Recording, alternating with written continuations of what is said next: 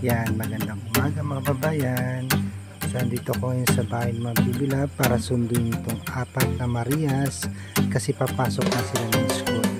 Itong tatlo guys, nagpa-practice sila kasi meron silang sayaw na aatinan sa Quinotis High School. Kasama po silang tatlo. Kaya ito, nag-iinsayo sila para ma-perfect nila yung kanilang steps. So, isang araw pa lang naman sila napopractice eh. Sa Sunday pa mababayan yung kanilang sayaw dun sa Quinotis High School. Ayan. So ito, pinag-ready ko na sila kasi baka malit naman kami sa school. So ayan guys, sabi ko sa kanila dito ay kumuha na kayo ng extra t-shirt para hindi mabasa ng pawis yung mga damit nila kasi magpa-practice pa sila dun sa school. Mahirap kasi baka mapulmonya, kaya kailangan may extra t-shirt pamalit para hindi basa yung mga damit nila. Yan, kumuha na si Erna guys ng kanyang extra t-shirt kasi may dala na si Irene at si Marjorie ng mga damit nila. So antabayanan nyo guys yung kanilang palabas sa Sunday at ipapakita namin po yan dito sa channel ni Ma'am Bibilab. Ito na po si Mamang. Good morning Mamang. Ayan, kinakausap ko si Mamang dito kasi aalis na siya bukas. Pupunta na siya ng Manila at ihahatid po namin dahil doon na sila magkikita ni Ma'am Bibilab sa Manila. Ayan. Sana soon makabalik ulit si Mamang dito sa Pilipinas. So ayan guys, maninibago na naman kaming lahat dito pag wala na si Mamang. Nauna na si Ma'am Bibilab na umalis, so nanibago kaming lahat kasi biglang tumahimik yung bahay ni Ma'am. Hindi katulad dati pag nandyan siya, maraming bisita, maraming tao, masaya. Ayan. Pero ngayon malis na sila, sigurado back to normal na naman kami at tahimik na ulit yung buhay dito sa bahay ni Ma'am Bibilab. Kami lang ulit dito, kasama ko yung mga apat na Marias. Yan. Pumupunta naman ako araw-araw dito guys, binibisita ko sila sa umaga, may pasok man o wala, nandito ako, tinitignan ko sila kung anong ginagawa nila. Yan. Pag meron silang kailangan, gusto nilang bumili, yan, hahatid ko sila sa bayan para mamili kung anong gusto nilang bilhin. So dito nagpe-prepare na kami at si Badiday kasama na rin sa school at apat na silang ihahatid ko. So mauuna muna yung tatlo sa school, tapos susunod ko na si Badiday kasi iba naman yung school ni Badiday, college na kasi siya. Ayan, inaayusan ni Badiday si Erna, nilalagyan yata ng gel, di ko alam po ano yan, pangpatingkad ng buhok. Nanay na nanay ang dating nitong si Badiday. Yan. So abangan nyo guys yung aming ipapalabas sa Sunday, yung magiging performance ng tatlo, Irene, Marjorie at si Erna. So yan guys, prepare na po kami dito at hindi nila alam kung sino sasakay sa loob. Yan. At sana makarating kaming safe sa school na papasukan ng mga estudyante. Yan. Salamat po sa mga subscribers sa walang sawa niyong panonood. Thank you po sa mga ideas na sinasabi niyo sa mga comment. Hayaan niyo po, pagbubutihin ko po yung aking pagbablog. Yan. Thank you sa support, sa mga viewers, sa mga subscriber. Shout out na rin po kay Ma'am Judy Baltasar, aking guardian angel. Hello Badiday. So let's go guys, para hindi tayo malate at hindi tayo maulan kasi makulimlim po ang paligid ngayon dito sa Abra. Meron po kasing habagat. Sige guys. Hi guys, magandang hapon. Galing kami sa school nila Erna, Marjorie at Irene. So dumiretso na kami dito sa Bangal, sa bayan kasi po. Kukunin na po namin yung uniform or yung palda. Yung Erna. Ang paggamit pa ng ng uniform, every yun, Marjorie, Monday at Friday lang yun. Yung green. Monday to Friday. Tapos pag Tuesday, Kapag ganito, anong araw naman yan? kapag Monday, Monday, Saturday, Friday, Wednesday, uniform. Ay, free dress. Dress. Okay, explain natin mamaya sa ating mga kababayan. Tara guys, puntahan natin yung pagdada-order ni Irene. Dito na naman po kami ulit sa palengke at titignan na namin po yung order ni Erna na uniform, yung kanyang palda po kasi nung huling pumunta kami dito ay wala silang stock. So ayan po guys, dito yung kinausap namin. Dito ba yon, Marjorie? Diyan ba yon?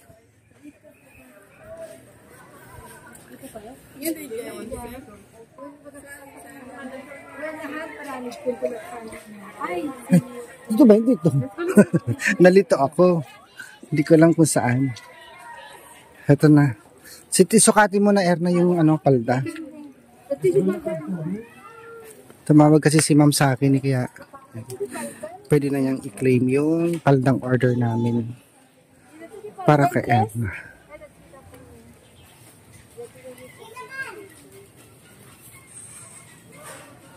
Te, anong school ito? Abrahais. Public? Public? Oh, sick.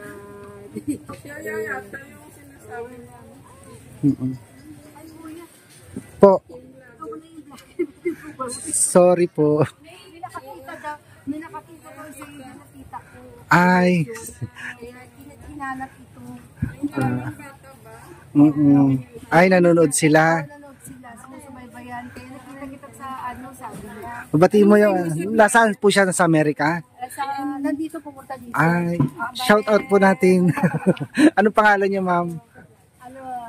Namir na bumugas. Retired stenographer sa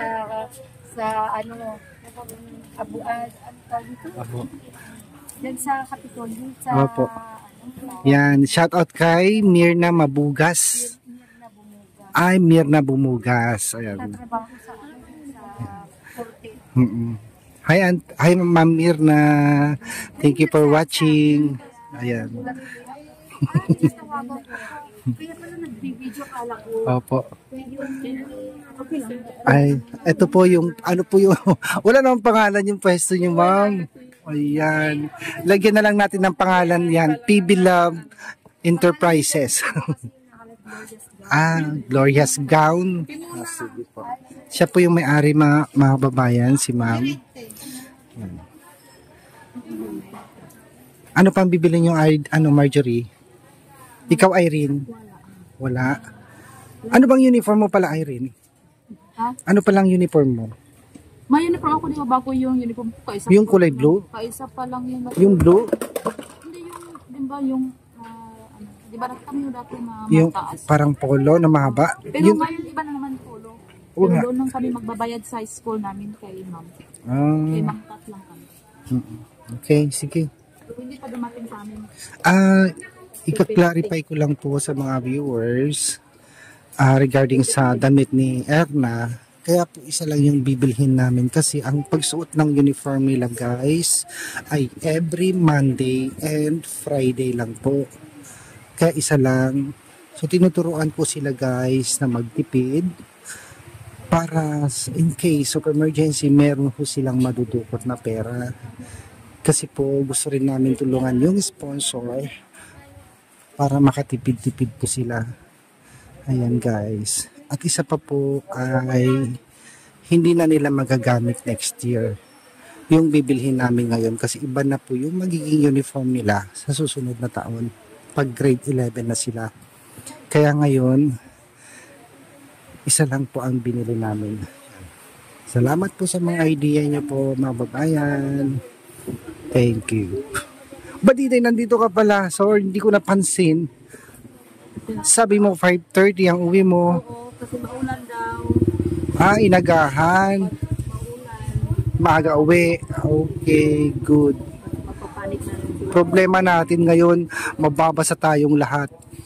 Ay, hingi tayo ng supot, lagayan ng ng mga cellphone. Mahirap na. Sige, sa lakas ng ulan dito ngayon pabugso-bugso. Mamaya hihinto, mamaya lalakas. Ayan. Bakit bibili ka ng shoes mo? Kasi laging naka-uniform. Kaya, Ang init pag umuulan, grabe. iba yung panahon namin. Pauwiin kami na. Ay, so ayan guys, hindi ba maluwag, Erna? Paano yung pag maluwag, ma'am? Maluwag daw konti. Ay, hindi. I-ano mo na lang dito. Okay, I-adjust na lang. pakituro Kaya na po lang. inano, para hindi eksakto, i-adjust na lang ito. Saan Dito po? kuya. Tatahiin na lang, i-adjust niya yan, tatanggalin niya yan. Okay. Ha? Naku nga, hindi kasi po, nilagyan ko ng adjustment. Bakit maluwag? Maluwag. Maganda. Ano, i-adjust na lang. Malay mo tataba ka o di. Diba? Ayan. Thank you sa inyo, ma'am. Thank you po. Sige kuya, thank you ha. Apo. Tara na. Ligpit niyo na yan. Bili kayo ng lapis. San guys, habang pauwi kami, may nakita si Erna, rambutan. Paborito yata ng bata ang rambutan. Ayan. Kaya, bibili siya. Ilan ang bibilin mo, Erna? 1/2 lang. Kasi 60 yung 120 yung 1 kilo, guys. Mahal pala to. 60 pesos lang kalahati. Binasoli sana. Alam nyo, 250. Isang kilo. Ano na? Walang bayad tikim? Utikman mo na lang lahat. Patikim din. Ayoko nga. Pagalitan pa ako niyan.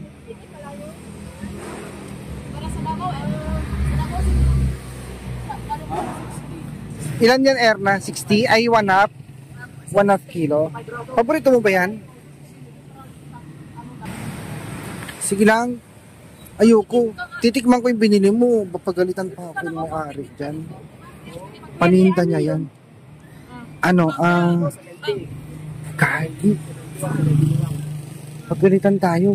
Bangko. Guys, ang sarap. Tamis.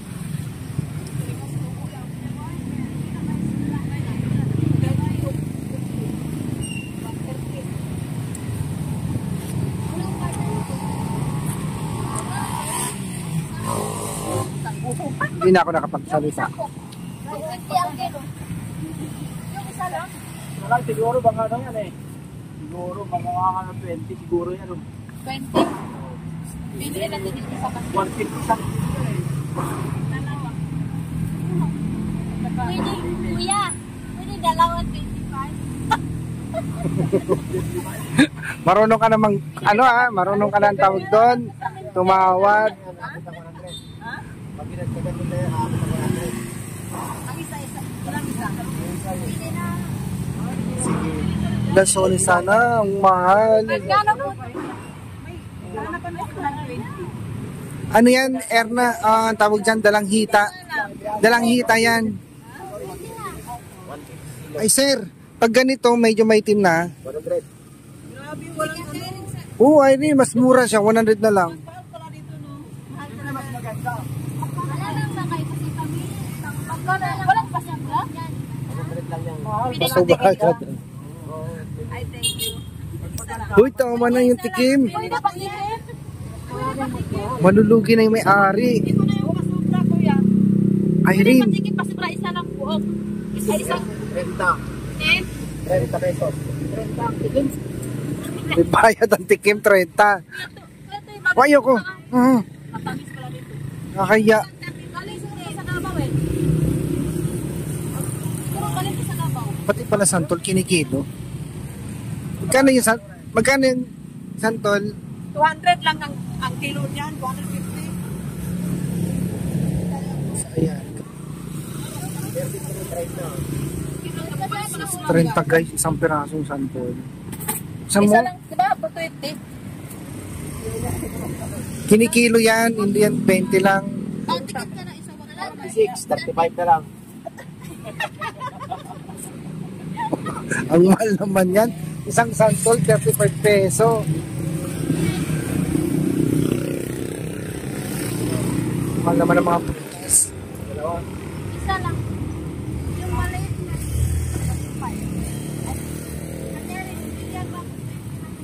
Ay, tama pa. Nalito na si Kumaring Irene. Pati ang hindi mag 15 pesos. 15 daw. Hindi ka lang bayak ko ito. Buksan mo, Irene.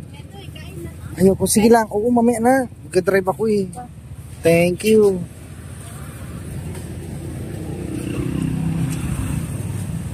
Ayan, uwi na kami guys.